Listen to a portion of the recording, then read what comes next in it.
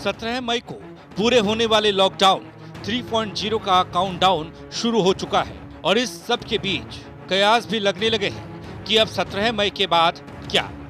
इसी सिलसिले में प्रधानमंत्री मोदी ने 30 मुख्यमंत्रियों के साथ इस महामारी और तमाम मुश्किलों पर मंथन किया, जिसमें उन तमाम मुद्दों पर फोकस रहा जिन्हें अब सावधानी के साथ खोला जा सकता है। कैसे मजदूरों के पलायन को रोका जा सकता है, कैसे आर्थिक गतिविधियों को और आगे बढ़ाया जा सकता है। चर्चा जहां मौजूदा हालात की चुनौतियों पर हुई, वहीं चिंता इस बात पर भी जताई गई कि कोरोना के कदम गांव तक न पहुंचे।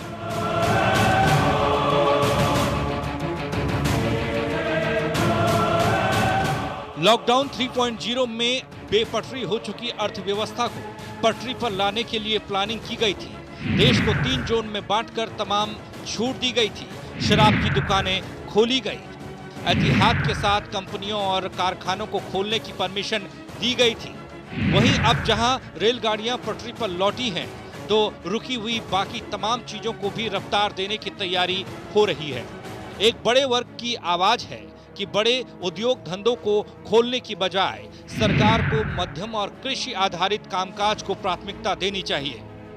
बहरहाल मॉल, सिनेमाघर, स्कूल, कॉलेज, धार्मिक स्थल, होटल को लेकर अभी भी संशय बरकरार है।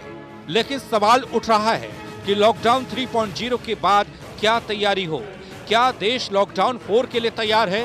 क्योंकि देश का जनमानस तो पाबंदी कम और ज्यादा छूट के पक्ष में है, लेकिन कोरोना के बढ़ते आंकड़ों के बीच सवाल ये भी है कि मौजूदा हालात में क्या खोलें, क्या बंद रखें।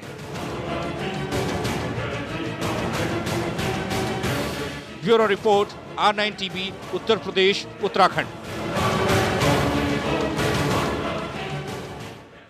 तो 17 मई को खत्म हो रहा है लॉकडाउन 3.0। तो इधर प्रधानमंत्री मोदी मुख्यमंत्रियों के साथ आज भी उन्होंने एक मंथन किया। 5 बार रूबरू हो चुके हैं और इस पर बात हो चुकी है कि किस स्थिति में आज देश है, राज्य हैं। आज इसी स्थिति पर बात होगी।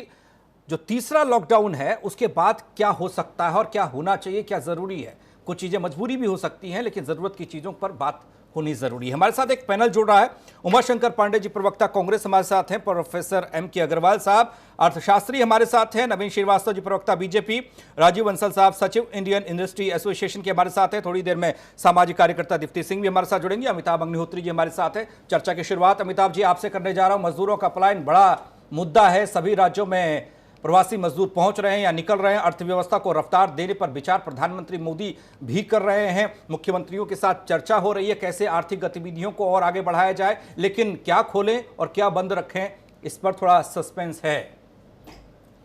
देखिए, मुझे लगता है भारत जैसी बड़ी आबादी के देश को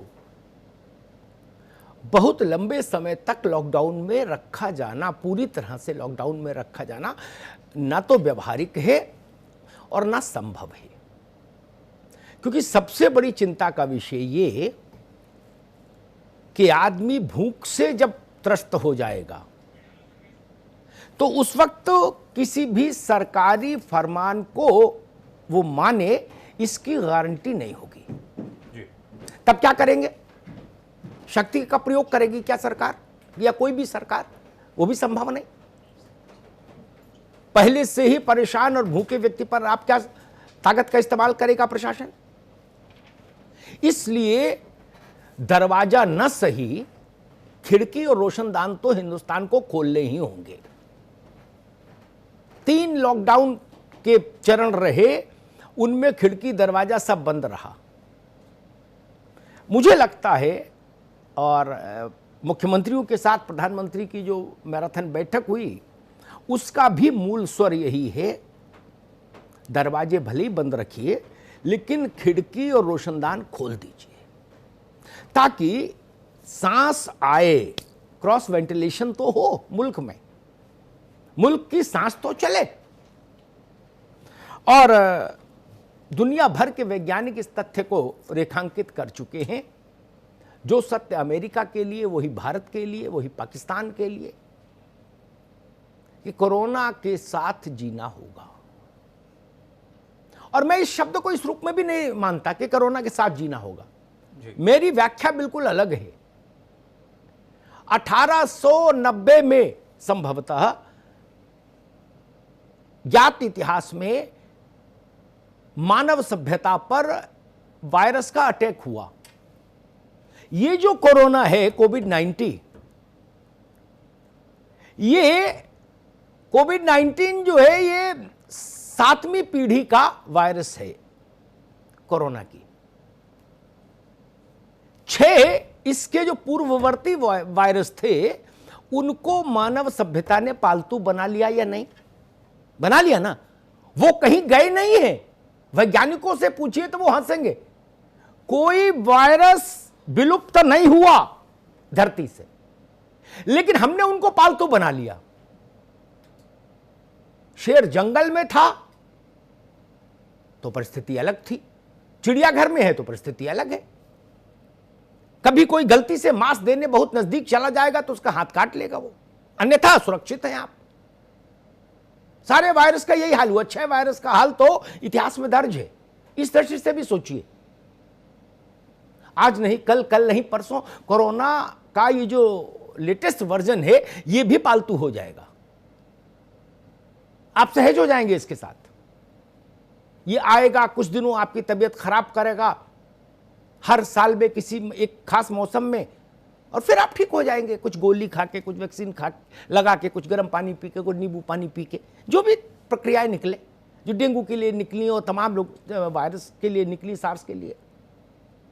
इसलिए वो उतना वैसा परिणाम देने वाली स्थिति नहीं रहती किसी वायरस की कि वो लंबे समय तक महामारी में रहे। फिर वो बीमारी में तब्दील हो जाता। महामारी और बीमारी के अंतर को समझना होगा। दुनिया के बहुत सारे बड़े मुल्क समझ रहे हैं, हमको भी समझना होगा। महामारी खतरनाक है, बीमारी जब तक इंसान रहेगा बीमारी भी रहेगी। ऐसा संभव नहीं कि इंसान रहे और बीमारी न रहे। ये तो राम के युग में भी नहीं था। अगर होता तो चरक और धन्वंतरी और सुषेण किस लिए आए थे इस धरती पर? चिकित्सा शास्त्र के लिए आए थे ना। इसका मतलब है बीमारियां थी। लेकिन अगर देश लंबे समय तक बंद रह गया और हमने उस दिन तक की प्रतीक्षा की कि जिस दिन तक इसकी कोई एक ठोस वैक्सीन आ जाए। अच्छा, एक हाइपोथेटिकल बात कर अगर हम सोचिए तो बड़ा चिंता होती।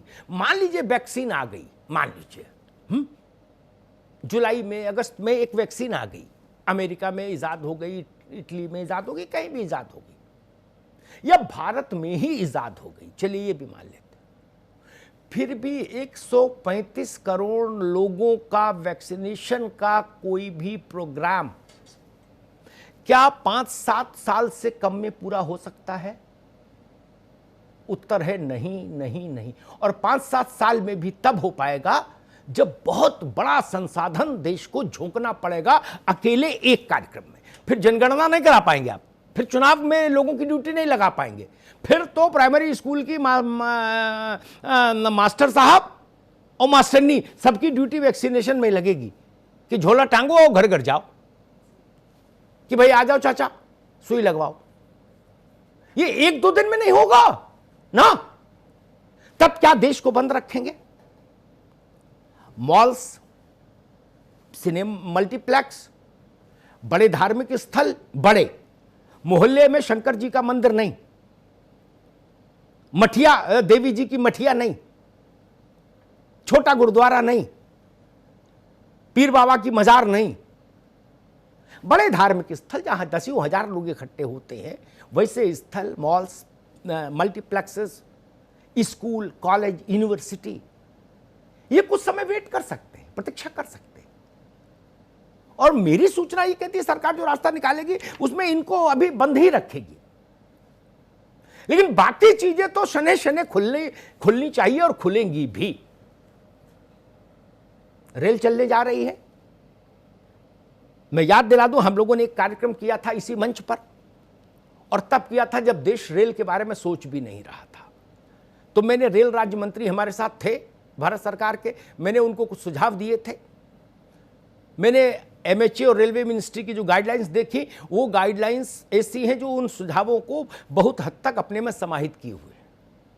मैंने कहा था कि आज नहीं तो कल रेल तो खोलनी ही होगी, और खोलनी है तो उसकी व्यवस्था आज से करिए। आज मैंने देखा दिल्ली एयरपोर्ट पर नागरिक उड्डयन विमानन मंत्रालय के बड़े अधिकारी, और जो कंपनी है डायल जो उसको चलाती है दिल्ली इंटरनेशनल एयरपोर्ट को, इंदिरा गांधी इंटरनेशनल एयरपोर्ट को, उसके अधिकारियों ने दौरा किया। संभावना ये भी है कि लिमिटेड अंतर्राज्यीय उड़ानें शुरू की जाएं।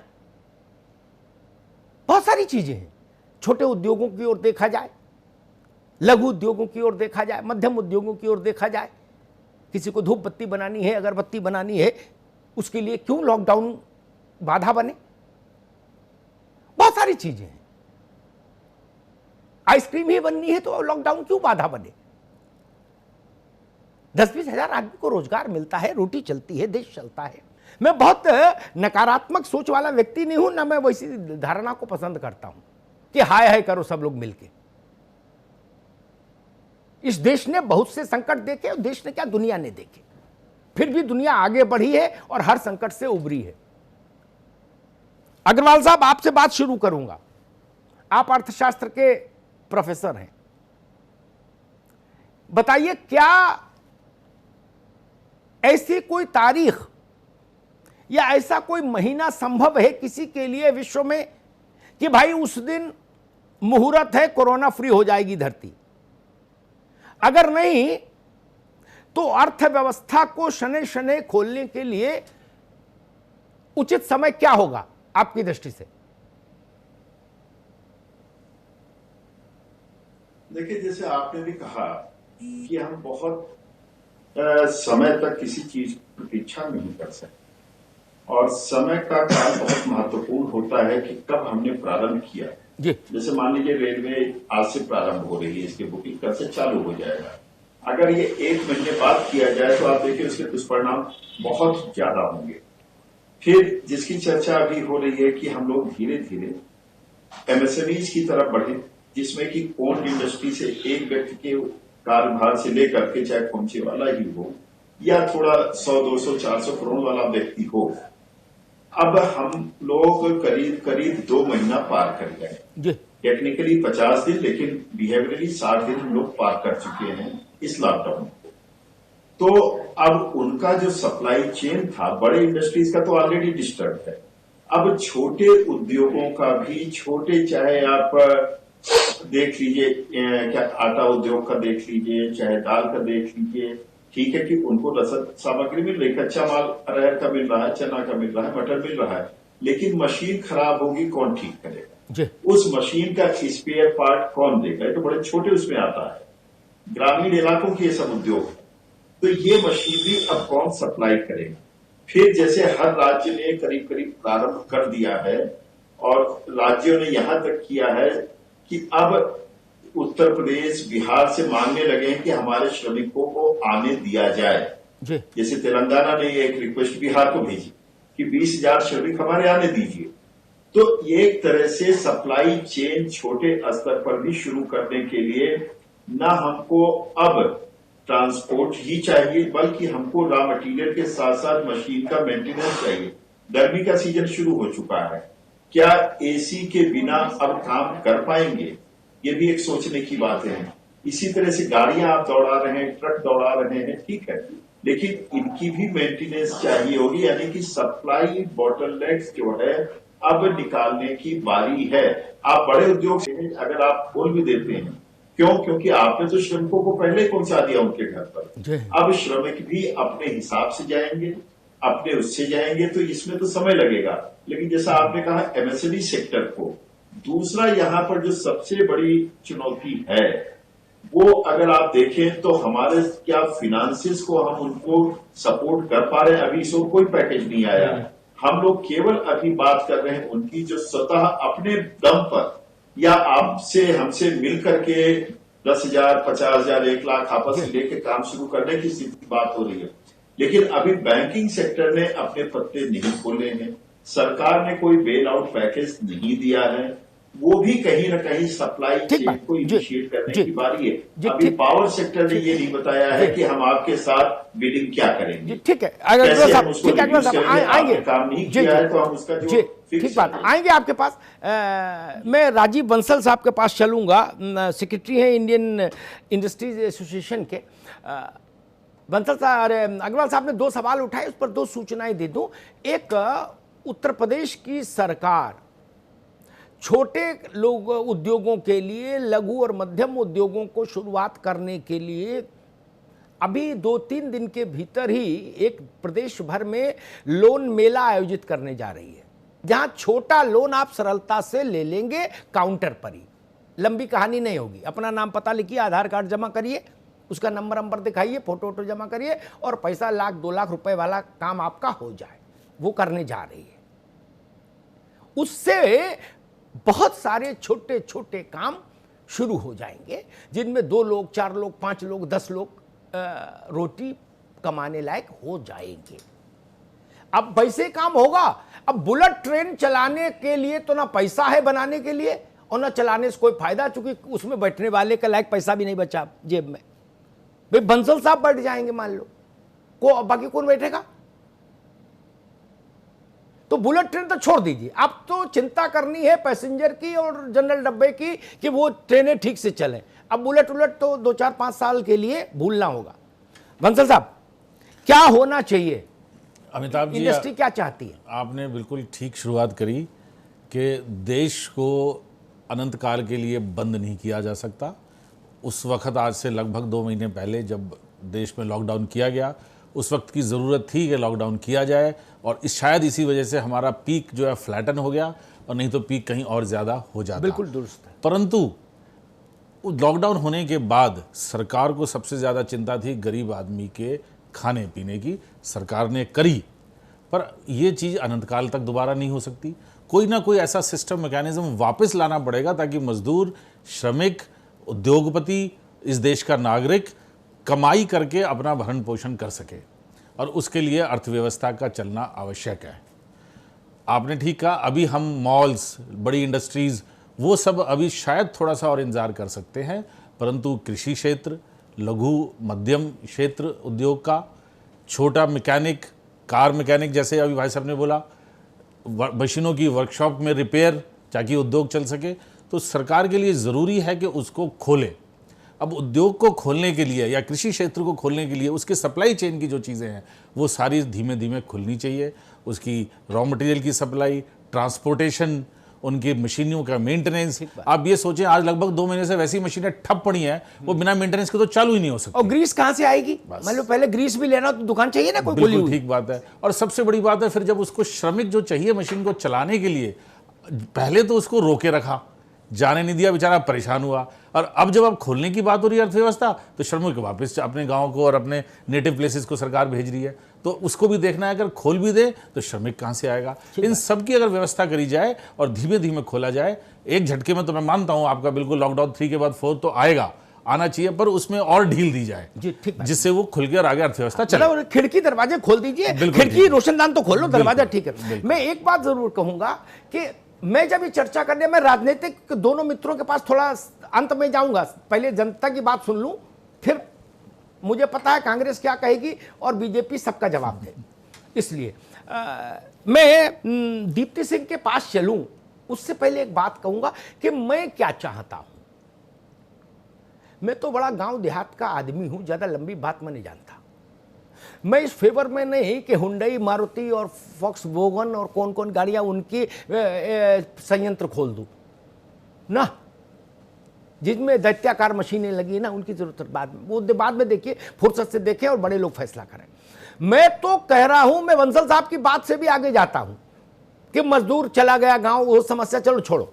अभी मैं कह रहा हूं इतना तो करो दादा कि अंडे कई ठेल लगा, बॉइल्ड अंडे की ठेल लगा ले आदमी, गन्ने के रस बेच ले सड़क पर, बेल का रस बेच ले, एक परिवार की जिम्मेदारी तो कम हो। वो तो मुफ्त राशन वाले की लाइन में नहीं जाए, ये कम है। सीतापुर में हमारे एक मित्र हैं, उनकी डेयरी है, वो कह रहे भैया रोज 100-125 लीटर दूध बेकार हो रहा, डीएम साहब पास नहीं दिए।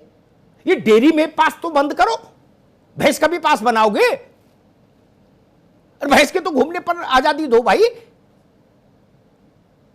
मैं तो उतना मांग रहा हूं, उतना कर लो। आलू की टिक्की बेचने वाला, गोलगप्पे बेचने वाला, उनके वो भी भारत के नागरिक हैं, और उनकी संख्या अगर आप पूरे विश्व भारत भर में जोड़ लेंगे तो बहुत करोड़ों में है ऐसा वर्ग। कहीं सब्जी का ठेल पलट दे रहा है सिपाही, तो उसका परिवार क्या खाएगा? वो संयुक्त राष्ट्र संघ में एप्लीकेशन लेके जाएगा क्या गरीब आदमी कि भाजपा के प्रदेश अध्यक्ष को ढूंढेगा? नहीं, ये सब खुलना चाहिए। गरीब आदमी की पेट में रोटी तो जाए और अपने पुरुषार्थ से जाए। दीप्ति सिंह। मैं बिल्कुल आपकी बात से तारुफ और मुतालिक रखती हूँ कि ये जो खिड़की और रोशनदान खोलने की बात है, निश्चित तौर पे हम उस तबके की बात कर रहे हैं जहाँ पे हमें ऐसा लग रहा है कि जो आज तक जो तबका बेशक कम कमाता था पर सम्मानजनक अपनी ज़िंदगी जीता था, रातों रात लॉकडाउन ने उनकी ज़िंदगी में एक ऐसा ताला लगा दिया जिसमें कि उनके हाथों में कटोरा आ गया। आप देखिए, ये जो छोले कुलचे वाले हैं, जैसे आप कह रहे थे, ये मौसमी, ये जूस और ये छोटे छोटे तबके के लोग थे जो हर दिन 400-500 रुपए की इनकी कमाई होती थी, अचानक से लॉकडाउन की वजह से बिल्कुल पूरे देश में ये करोड़ों में। मोटर बनाने वाले तो 50 हैं, कार बनाने वाले ये करोड़ों हैं। हम 50 की चिंता करें कि करोड़ों की करें? पहले हमें संवेदनापूर्ण तरीके से सरकार को भी इस पे विचार करना चाहिए था कि जब हम ये लॉकडाउन कर रहे हैं तो ऐसे लोग जो निश्चित तौर पे ये भिखारी नहीं थे, ये सम्मानजनक जीवन जी रहे थे और अपने परिवार का और अपने परिवार के साथ कई ऐसे गांव देहात में बसने वाले लोगों की भी सहायता कर रहे थे, वो अब कटोरा लेकर 3-3, 4-4 किलोमीटर सुबह से लेकर शाम तक अपने राशन लेने की बारी का इंतजार कर रहे हैं। तो ये दुखद है और यहाँ पे हमें सब लोगों को अपनी संदेश जरूर सरकार तक पहुंचाना चाहिए कि कहीं चूक ऐसा तो हम नहीं कर रहे हैं कि ये जो सम्मानपूर्ण जीने वाले लोग ऐसे रोष में आ जाएं और कहीं हमारे देश में एक ऐसा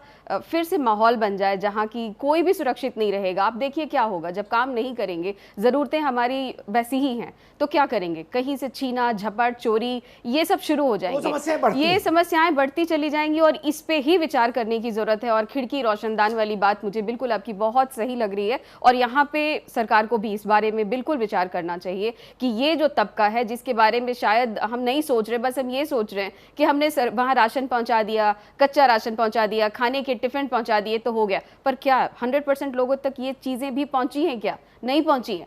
कुछ ऐसे लोग हैं जिन तक सामाजिक जो कार्यकर्ता है वो पहुंच पा रहे हैं पर सरकार के लोग नहीं पहुंच रहे हैं। यहाँ भी बहुत चूक हुई है। किसी स्कूल को इन्होंने कोई सेंटर नहीं बनाया, किसी दुकान को इन्होंने ऐसा सेंटर नहीं बनाया कि यहाँ से आप अपनी चीज़ों को आइए और खुद से लेकर जाइए। ये लेकर लाइन में खड़े होकर थैला लेकर सुबह से शाम तक, ये कहीं ना कहीं बहुत बड़ी जनसंख्या वाले मुल्कों में समस्याएं आती हैं और आर्थिक स्थिति भी देश की एक बड़ा फैक्टर होती है।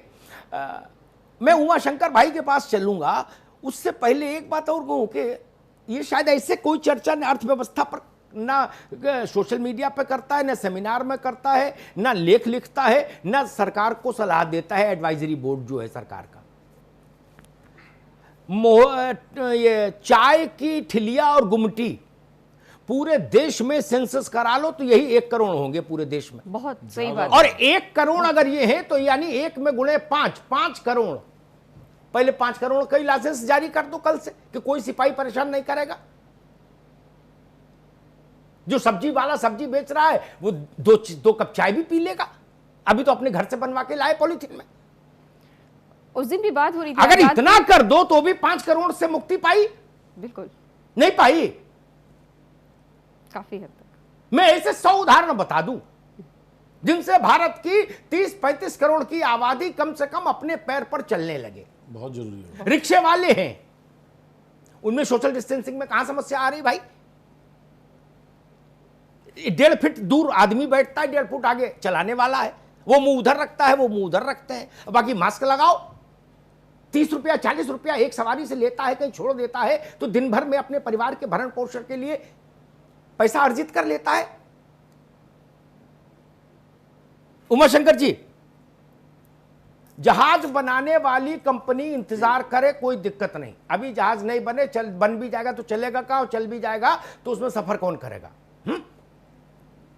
मूल प्रश्न जो मैंने उठाया, रेडी वाला है, पटरी वाला है, खोमचे वाला है, हैंगर बेचने वाला है, सड़क पर पेन बेचने वाला है ना? कोई कुछ नहीं, ये भारत है तो वो गुलाब के फूल ही बेचे लेता है सड़क पर, तो भी गुब्बारे बेच लेता है तो भी परिवार पाल ले रहा है। नहीं, मोर पंख बेच लेता है बच्चा सड़क पर खड़े होके तो भी 100-200 रुपया कमा लेता है। ये क्या वर्ल्ड बैंक जाएंगे उमाशंकर जी? कहां से लाएंगे पैसा? जी ठीक कह रहे हैं अमिताभ जी आप।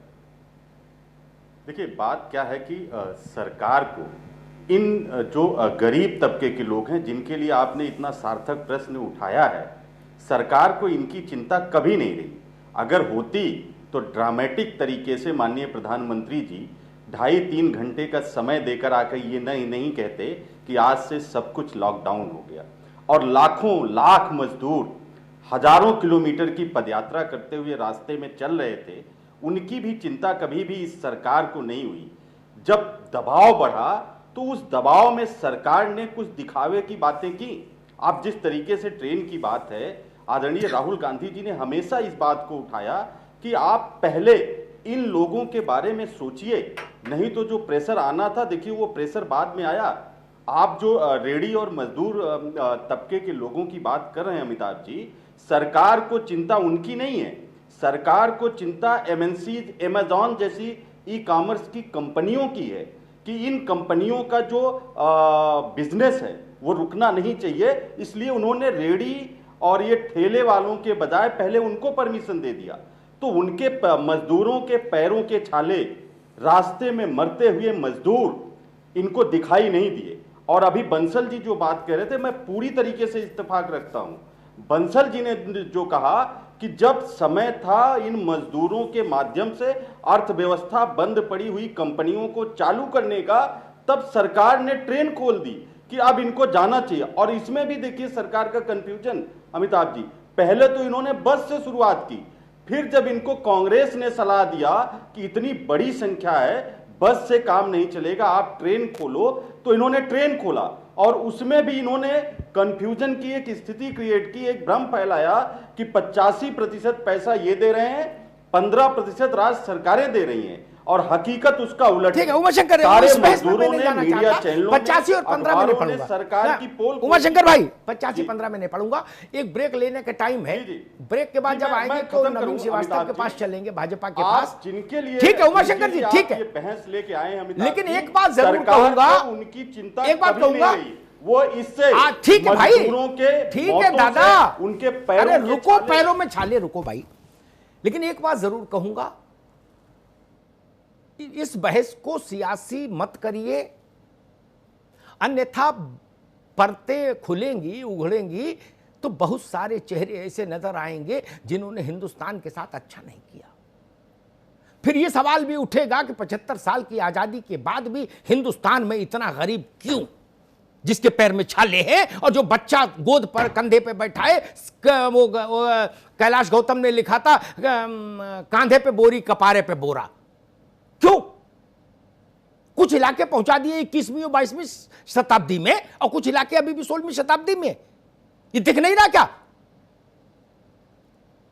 फिर तो हमको ये कहना पड़ेगा इस तरफ से उस तरफ तक सब शरीके जुर्म है, आदमी या तो रिहा है या जमानत पर फरार।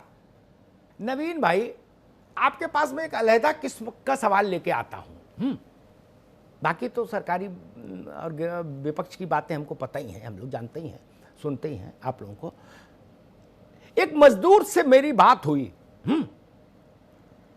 उसका नंबर कहीं से मेरे पास आया तो मैंने मिला दिया। जा रहा था पूरब, अपने यहां पूर्वी उत्तर प्रदेश में, तो मैंने कहा वहीं रहना तुम 1-2 साल, वहीं कुछ होगा। तो उसने कहा वहां के रहने से तो मेरा परिवार नहीं पलता, मैं तो वहां चूंकि हमारा काम बंद हो गया, वो गुड़गांव में काम करता था, इसलिए जा रहा हूं, महीने 2 महीने में जैसे खुलेगा मैं वापस आ जाऊंगा, क्योंकि यहां तो 5 रुपया सैकड़ा पर ब्याज लेना पड़ेगा मुझे अपना परिवार पालने के लिए। वो कौन चुकाएगा? मैं देख रहा हूं एक पुनर्पलायन फिर होगा, आज हो 3 महीने के भीतर हो, एक 90 दिन के भीतर हो जाएगा। जैसे ही भारत के उद्योग धंधे खुलेंगे, बंसल साहब के पास भी नंबर है मैकू का, और मैकू भी सेव किए है बंसल साहब का नंबर, और इंतजार कर रहा है कि भैया फोन आए और मैं तुरंत चल दूं। बंसल साहब गलत तो नहीं कह रहा? कोई सरकार, कोई कलेक्टर, कोई बीडीओ, कोई सीएमओ उसको नहीं रोक पाएगा। ये भगदड़ तो अभी चलेगी मित्र। नवीन जी। जी अमिताभ जी, देखिए जी हमारी सरकार निश्चित रूप से दोनों क्षेत्र में काम कर रही है। एक तो जो मजदूर अभी पलायन करके काम धंधा बंद होने के कारण अपने घरों को लौट रहे हैं, उसके साथ समस्या जैसा आपने भी कहा, जिसने आपसे बात की कि मेरे पास गांव में विकल्प नहीं है, परिवार के लिए मुझको फिर वापस जाना पड़ेगा। हम प्रयास ये है कि अगर हम गांव में ही इस प्रकार के स्मॉल स्केल इंडस्ट्रीज एमएसएमई के माध्यम से उसको रोजगार उपलब्ध करा दिए तो शायद उसको जाने की जरूरत ना पड़े। एक चीज। दूसरी चीज जो आपने कहा कि एक बार फिर पलायन होगा, निश्चित रूप से जब उद्योग धंधे पूरी रफ्तार से शुरू होंगे तो श्रमिकों की जरूरत होगी और जो कारखानों के मालिक है वो बुलाएंगे और श्रमिक जाएंगे भी।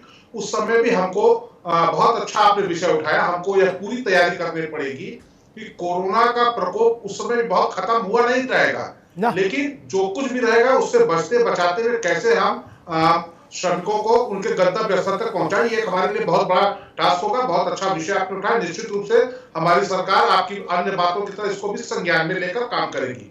मैं थोड़ा 2 मिनट का समय चाहूंगा क्योंकि बहुत सारे मित्रों ने बहुत सारे प्रश्न उठाए, मैं कोई राजनीतिक बात नहीं करना चाहता हूं। हमारे अर्थशास्त्री महोदय ने और उद्योग के जो प्रतिनिधि हैं उन्होंने कुछ विषय उठाए। देखिए जहां तक बात है कि सरकार का कोई पैकेज, आज ही वित्त मंत्री विभिन्न बैंकों के बड़े अध्यक्षों अधिकारियों के साथ बैठक की है, कैसे हम बेल आउट पैकेज दें, किस प्रकार से किस उद्योग को क्या मदद की जरूरत है, उस पर काम हो रहा है। और राजनाथ सिंह जी की अध्यक्षता में ग्रुप ऑफ मिनिस्टर्स इस पर लगातार मंथन कर रही है। 50,000 करोड़ रुपए सिडबी को ऑलरेडी दिया जा चुका है ताकि अपनी आवश्यकता अनुसार वह छोटे उद्योगों या मझोले उद्योगों को दे। रही उत्तर प्रदेश की बात, आपने भी चर्चा में एक बात कही, 12 तारीख से 20 तारीख तक उत्तर प्रदेश में एलबीसीसी के माध्यम से लोन मेले का आयोजन किया जा रहा है, जहां आप ऑनलाइन ही छोटे लोन लेके अपना काम शुरू कर सकते हैं। लेबर रिफॉर्म विभिन्न प्रकार के, और मुख्यमंत्री जी के उत्तर प्रदेश में यह है कि 90 लाख जो रजिस्टर्ड हमारे यहाँ एमएसएमई और हैं उनमें हम इस प्रकार से प्रोत्साहन दें कि अगर एक रोजगार भी एक यूनिट में बढ़ जाए तो 90 लाख लोगों को हम रोजगार दे सकते हैं। यह तो एक बात हुई।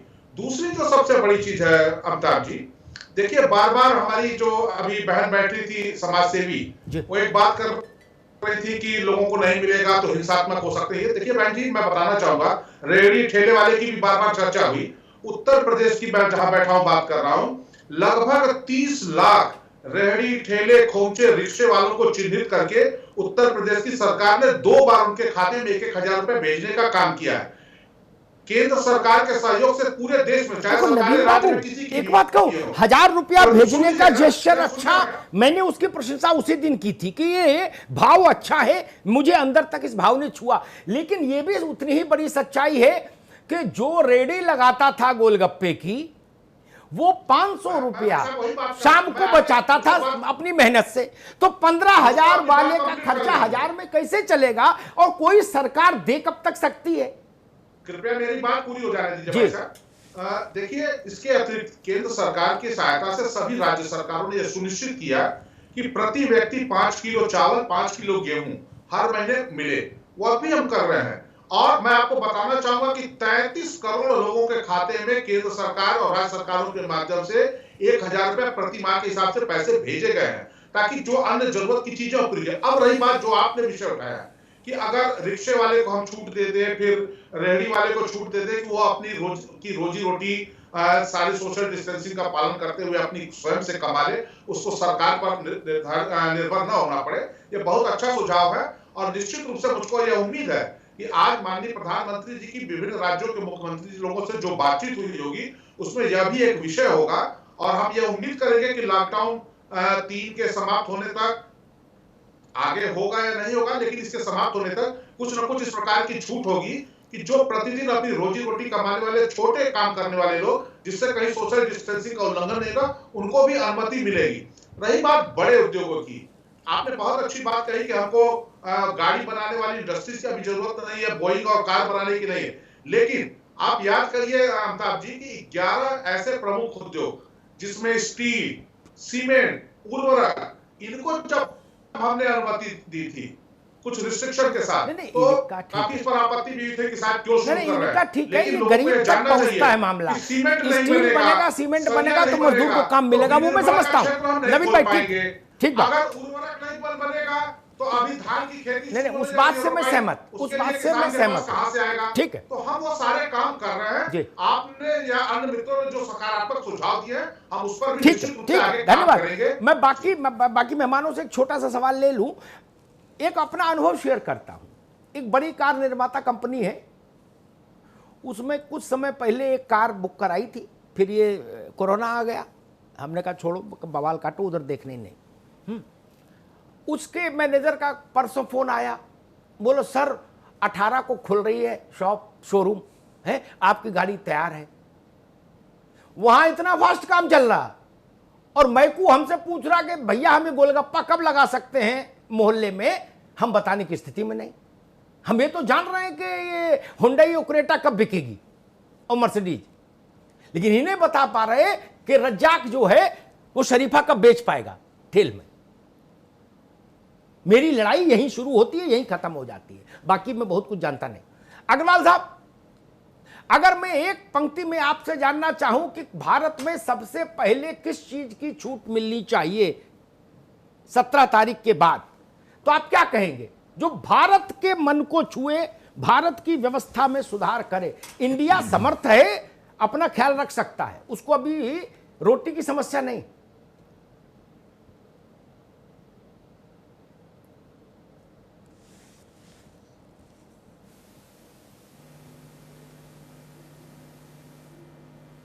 अग्रवाल साहब, चाहिए जिससे कि ताकि वो अपना सेल्फ सस्टेन हो सके, जहां पर की बिजली की आवश्यकता भी कम है और वहां पर काम तेजी से बढ़ सकता है। सरकार के लिए भी एक बेस तैयार करेगा कि वो अगले स्टेप पर और मजबूती से अपनी पूंजी को और अपने संसाधनों को केंद्रित करके उनको बढ़ा सके।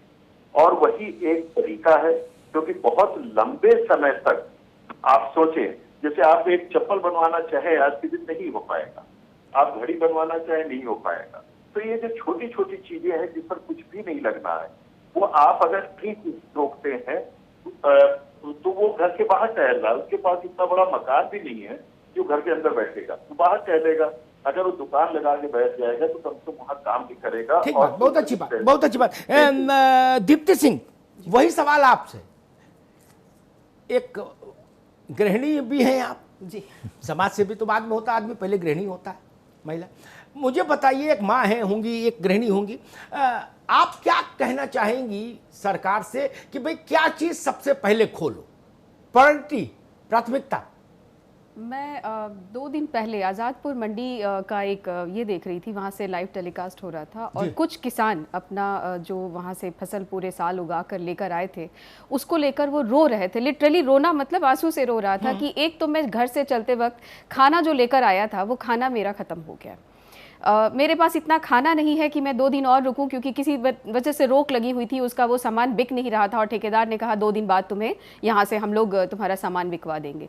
मुझे ये लगा कि नहीं, 2 दिन में तो उसका उसकी क्या हालत होगी, किराया इतना हो जाएगा जितने की सब्जी नहीं, किराया में चला जाएगा भाई, ट्रक वाला तो अमिताभ जी, किराए की बात तो बाद में, उस बंदे को वहां रोके रखने के लिए वो भूख से मर रहा था।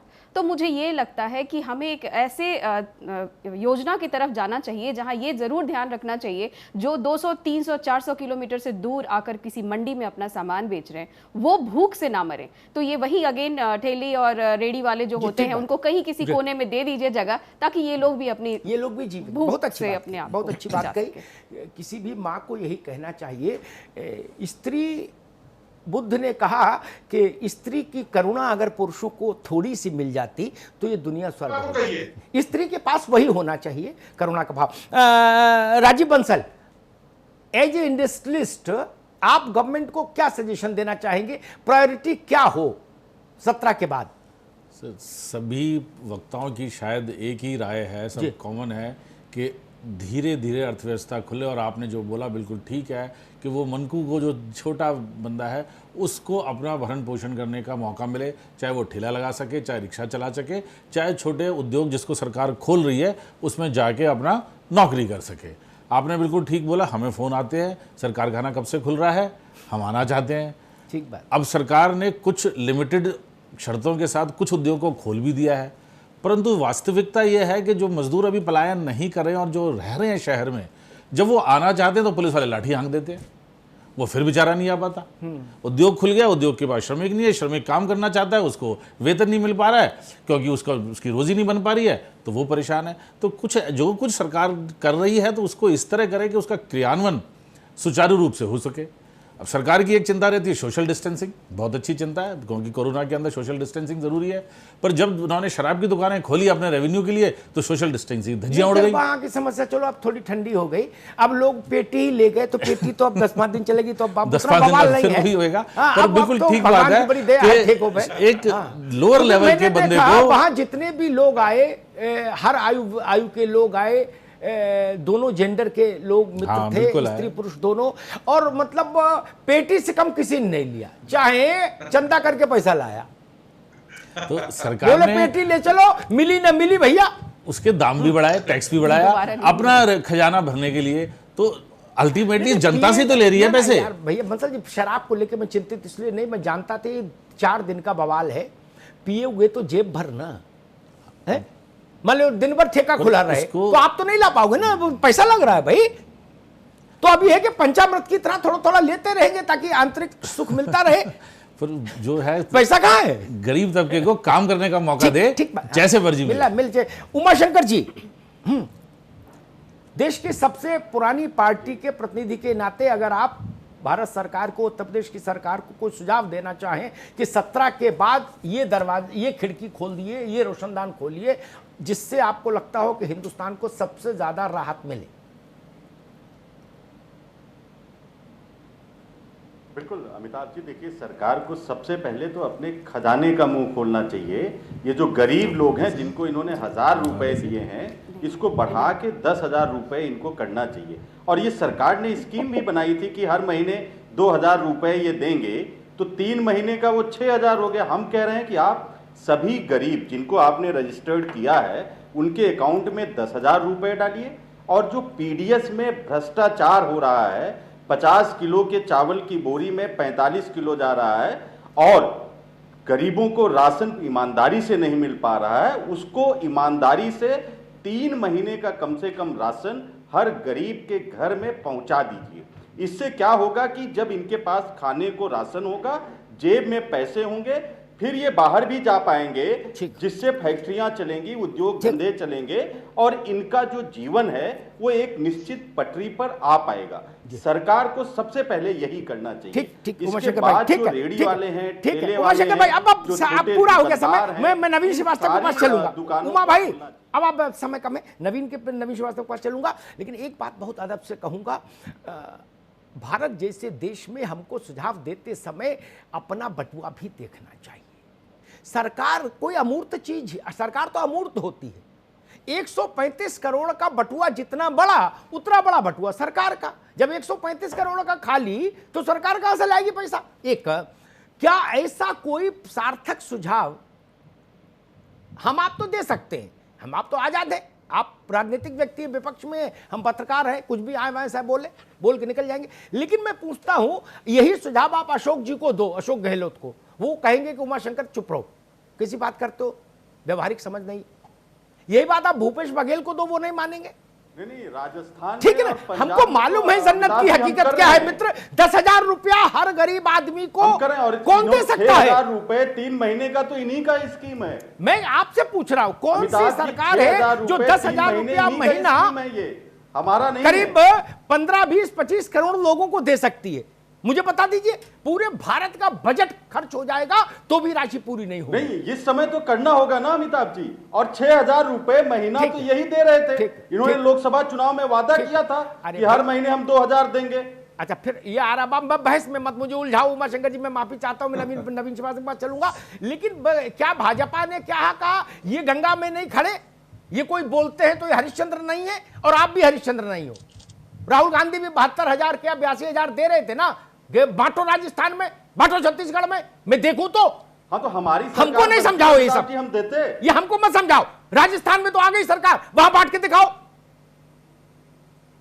राजस्थान में तो है ना सरकार, नहीं, वहां राजस्थान बांट में के दिखाओ हमारा ना, ये वादा 72,000 नहीं था, जो रुपया वादा कौन हमने रोक रहा किया है? था उससे ज्यादा हमने किया। अरे लड्डू आज राजस्थान यूपी का वाला कोई नहीं भी खा रहा, व्यक्ति राजस्थान वाले भूख को से नहीं खिला मर दो, रहा है। मैं तो आपके गले में माला डालूं। बिल्कुल राजस्थान को दिया जा रहा है अमिताभ जी। अब यार राजस्थान हम के इसी लोगों देश को में रहते, जितना चलिए वादा ठीक है, सरकार आगे ने बात किया आगे। है, उससे आगे नवीन जाके हम श्रीवास्तव, पूरा करें। Naveen Srivastava as A G. Political party, सरकार के तौर पर नहीं, सरकार की अपनी सीमाएं होती हैं। एक बड़े राजनीतिक दल के तौर पर भारतीय जनता पार्टी सरकारों को क्या सुझाव देना चाहेगी, राज्य की और केंद्र की, कि क्या चीज सबसे पहले लुक आफ्टर की जाए, किस चीज को सबसे पहले देखा जाए 17 के बाद के समय के लिए, ताकि भारत को, हिंदुस्तान को उसके फेफड़ों में सांस आ सके इत्मीनान से। निश्चित रूप से अमिताभ जी, देखिए चर्चा में जो विषय आपने उठाया कि ये जो छोटे काम करने वाले लोग हैं, जिसमें इंडिविजुअल काम होता है जी, चाहे वो ठेला लगाने वाला हो, सब्जी बेचने वाला हो, रेहड़ी वाला हो, गोलगप्पे बेचने वाला हो, नाई का काम जी, करने वाला हो, घड़ी बनाने वाला, इस प्रकार के जो काम है, सोशल, इनके यहाँ एक साथ 150 लोग आ जाए, बहुत बड़ी दुकान हो, इनको शुरू किया जा सकता है। और एक राजनीतिक दल के नाते, एक इस देश के नागरिक के नाते मेरा यह सुझाव रहेगा जी। चर्चा की कि सरकार को इतना पैसा दे देना चाहिए, खजाना खोल देना चाहिए। मैं बताना चाहूंगा कि यूएस ने अपने ट्रेजरी से $3 ट्रिलियन खोल दिया है। डॉलर खोल दिया है। यूएस खोल सकता है $3 ट्रिलियन, लेकिन हमारी तो पूरी अर्थव्यवस्था ही $3 ट्रिलियन की है। इसलिए हमारी जो क्षमता है वो हम कर रहे हैं। और उमाशंकर दुबे जी कांग्रेस के प्रवक्ता है, सबसे पुरानी पार्टी के प्रवक्ता है, लेकिन लगता है इनका बुद्धि भी उसी तरह से हो गया है। भारतीय जनता पार्टी और नरेंद्र मोदी ने किसानों को साल में 3 बार 2,000 रुपए, मतलब साल में 6,000 रुपए देने की बात की थी, वो हम कर रहे हैं। हर महीने 2,000 देने की बात नहीं की थी। लेकिन दुर्भाग्य कांग्रेस पार्टी का कि उनका राष्ट्रीय नेतृत्व हो चाहे उनके प्रवक्ता हर समय गुमराह करने वाली बात करते हैं। किसी राज्य में 72,000 तो दूर 7200 रुपए तक नहीं दिए। सकारात्मक बात करिए, इस समय राजनीति की बात मत करिए, वो बात करिए जो सरकारों के बस में हो तो हम कर सकते हो, वो हम करेंगे। चलिए ठीक है श्रीवास्तव साहब, संपादकीय टिप्पणी का वक्त हो चला है। अमिताभ जी के पास हम चल रहे हैं संपादकीय टिप्पणी के लिए, प्लीज। मैं फिर किसी राजनीतिक विवाद में बिना फंसे बहुत विनम्रता से कहूंगा, हिंदुस्तान की सुध लीजिए। मैं सीमेंट की फैक्ट्री के पक्ष में हूं। सीमेंट बनेगा तो मजदूर को काम मिलेगा, इसलिए पक्ष में नहीं हूं कि कोई बिरला जी बना रहे हैं उनको पैसा और ज्यादा मिले ना, मेरी कोई रुचि नहीं भाई साहब, माफ करिए। मैकू को फावड़ा उठाने का वक्त में समय मिल जाएगा, अवसर मिल जाएगा, और शाम को 300 रुपया उसको मिल जाएगा। इसलिए लोहा खोलो, ठीक है, लेकिन लोहा से 1.5 करोड़ की कार बने और उसमें सरकार का चिंतन जाए, समझ जाए, मैं उसके पक्ष में नहीं अभी ना। ये सब चीजें इंतजार कर सकती हैं। अस्पताल के बाहर मौसम्मी का रस बेचता है आदमी, जिला अस्पताल के बाहर, पहले उसकी व्यवस्था कराओ। अस्पताल में जो मरीज भर्ती उसको भी आसानी और उसका भी घर चल रहा है। और ऐसे मैं 1000 चीजें गिना दूंगा और उन सब में संलग्न भारत के नागरिकों की संख्या जोड़ लोगे तो बहुत बड़ी संख्या हो जाएगी। और एक बात मैं उमर भाई से कहूंगा, उनसे क्या, सारे राजनीतिक दलों से कहूंगा, मछली की दावत कर देना अच्छा प्रबंधन नहीं। मछली पकड़ने की कला सिखाई जानी चाहिए। मैं इस पक्ष में नहीं कि कोई सरकार ये कहे कि 6 महीने तक हम तुमको बैठ के खिलाएंगे। नहीं, ऐसी परिस्थिति पैदा करिए कि महीना भर आपको देना पड़े, अगले महीने से वो अपना खुद कमाए और प्रसन्न होकर अपने परिवार का पालन करे। 11 लाख ओला उबर के टैक्सी ड्राइवर, 11 लाख एनसीआर में, उनके बच्चे पढ़ते हैं, वो 1000 रुपया से जीवन चलेगा? सबको जहर दे देंगे तो भी काम नहीं चलेगा। और लोन पर गाड़ी, सारी गाड़ियां लोन पर।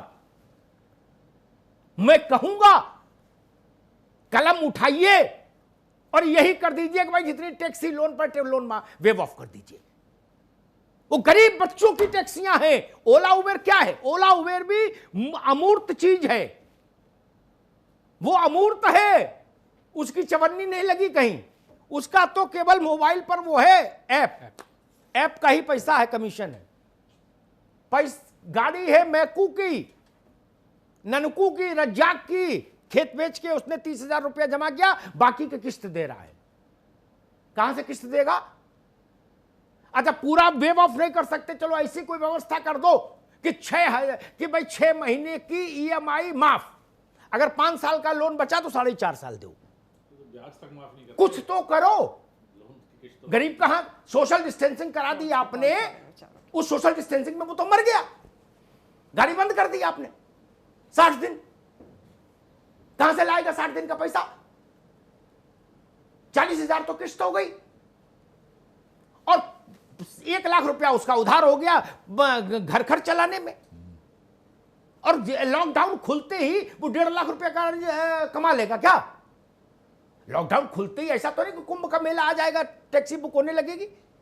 टैक्सी भी 1/3 फ्रीक्वेंसी पर चलेगी। जो 10,000 रुपया कमाता था वो 3,000 कमाएगा पहले महीने में, टैक्सी खुलने के बाद। उन पर सोचिए, सड़क किनारे कहीं छोटा सा एक स्टूल और मेज रख के, एक कुर्सी रख के आदमी बैठा है, घड़ी में सेल डाल रहा है, चश्मा का ये इसमें पिन डाल रहा है, जोड़ रहा है, उसे क्या समस्या है भाई? उसके कहां रेला जाता है? जिसको जरूरत होती है वो जाता, अपने काम करवा चला आता है। वो लोग आप लोगों के दिमाग में क्यों नहीं आते? बड़ी बड़ी बातें करने लगते हो, हांगकांग, जापान, अमेरिका, कहां कहां की बातें करते हो। गरीब आदमी डर जाता, कहते बाप रे बाप, trillion, billion, illion, million. Hindustan में कितने लोग जानते हैं ट्रिलियन बिलियन क्या बवाल है? मैं ही नहीं जानता, बाकी छोड़ो, मुझसे पूछो कि भाई इस ट्रिलियन में क्या होता, मैं नहीं जानता। गीगाबाइट, गीगाबाइट, कितने जीरो, वही गिनती में टाइम लग जाएगा। मैं तो जीरो नहीं जानता। हिंदुस्तान यही, ननकू कहां से जान लेगा? आप टेक्नोलॉजी की बात करते हैं। अरे एटा, इटावा, फरुखाबाद, झांसी, जालौन, पडरौना, कुशीनगर, उनकी सोचो भैया। दिल्ली, मुंबई, कोलकाता, चेन्नई की सोच के बेड़ा गंगा पार करोगे क्या? ये नहीं चलेगा। और मैं कभी किसी नेता को पूर्ण नहीं मानता, ये भी जान लीजिए, और ऐसा भी नहीं मानता कि सारा विवेक उसी के पास है। हिंदुस्तान में सबके सुझाव सुनिए। अच्छी बात मजदूर भी बता सकता है, क्या दिक्कत है? उसके पास जीवन का अनुभव है, किताब नहीं पढ़ी तो क्या हुआ, जीवन तो पढ़ा है। प्रोफेसर साहब का सम्मान है, अग्रवाल साहब का, मैं इनका सम्मान करता हूं, योग्य व्यक्ति हैं। लेकिन जो पांव पांव चल के 400 किलोमीटर उत्तर प्रदेश पहुंचा है, मैं उसका भी सम्मान करता हूं। उसने जीवन को देखा है और वो प्रैक्टिकल राय हो सकता है मुझसे और अग्रवाल साहब से बेहतर दे सके, उसकी आवाज भी सुनिए। इसलिए मैं कहूंगा हिंदुस्तान खोलिए जी, इंडिया इंतजार कर सकता है। बड़ा शॉपिंग मॉल क्यों खुले अभी? जरूरत नहीं, लेकिन मोहल्ले की दुकानें तो चैन से खोलो। ऊपर घर है, नीचे दुकान है छोटी सी, क्या याद नहीं नवीन बाबू? अलीगढ़, हाथरस, कहीं चले जाओ, है ना दुकानें ऐसी, उन्हीं से रोटी चलती है उस परिवार की जी। वो ना लोन जाने, ना ईएमआई जाने, ना सीएमआई जाने। कोई कंपट बेच रहा है, कोई बिस्कुट बेच रहा है, कोई कुछ कर रहा है, छोटे छोटे कंटेनर कांच की बर्नियों में सामान रखा है। भारत तो अभी भी वही है। ये दिल्ली, नोएडा, गुड़गांव में बदल गया आके। मैं तो इतने चुनावों में पूरा देश घूमा, पांव पांव, मैं आज भी जानता हूं पूरा देश कहां कैसे रह रहा है। इसलिए मैं कहूंगा सोशल डिस्टेंसिंग हो, सतर्कता हो, सारी बात ठीक। विदेश जाने वाला जहाज साल भर बंद रखो, ना आने दो ना जाने दो जी। और जो जाने की जिद करे उनसे कह दो 3 साल पहले से पहले वापस नहीं आओगे तो टिकट दे दो उनको, जाओ वहीं दुबई में रहो, मसाज कराओ जी, कोई दिक्कत नहीं भारत को। सच में मंत्री सांसद सबके दौरे बंद करिए विदेश का। विदेश से क्या सीखोगे? देश में ही संकट है, विदेश क्यों जाओ? कोई, सब घर में रहो ठीक। इतना काम करे। और रही बात इसकी एहतियात बरतने की, तो मैं बहुत अदब से कहूंगा गरीब आदमी भी मेरा अपना अनुभव है इन 60 दिनों का। गमछा या रुमाल, मेरा सब्जी वाला भी मास्क लगा के ही सब्जी बेच रहा है, और कोई उसके पास चला जाता तो कहता भाई साहब थोड़ा दूरी से, क्या बिल्कुल। और सब्जी हाथ में नहीं दे रहा, कह रहा कैरी बैग दे, अपना दे दीजिए, हम इसी में डाल देंगे। इतनी समझ उसको आ गई। अब WHO का अंग्रेजी में वक्तव्य पढ़ने की उसको जरूरत नहीं। आगे बढ़िए, हिम्मत के साथ हिंदुस्तान खोलिए, इंडिया को प्रतीक्षा कराइए। धन्यवाद। बहुत बहुत शुक्रिया उमाशंकर पांडे जी आपका, MK अग्रवाल साहब बहुत बहुत शुक्रिया, नवीन श्रीवास्तव जी बहुत बहुत शुक्रिया आपका भी, संजीव बंसल साहब बहुत बहुत शुक्रिया, दीप्ति सिंह बहुत बहुत शुक्रिया आपका, अमिताभ जी बहुत बहुत शुक्रिया इस चर्चा में आने के लिए और ये बताने के लिए कि फर्स्ट लॉकडाउन जब देश में था, पहला वाला लॉकडाउन, तो उस दौरान सब चीज़ें लॉक थी, दूसरे में थोड़ी छूट, तीसरे में थोड़ा और ज़्यादा छूट, और चर्चा उस पर कि तीसरे लॉकडाउन के बाद आगे क्या होने वाला, कहाँ छूट मिलेगी, कहाँ पाबंदियाँ, ये देखने वाली बात होगी। खास कार्यक्रम फिलहाल इतना ही, बाकी खबरों के लिए बने रहिए R9 TV के साथ, सिर्फ खबर के लिए।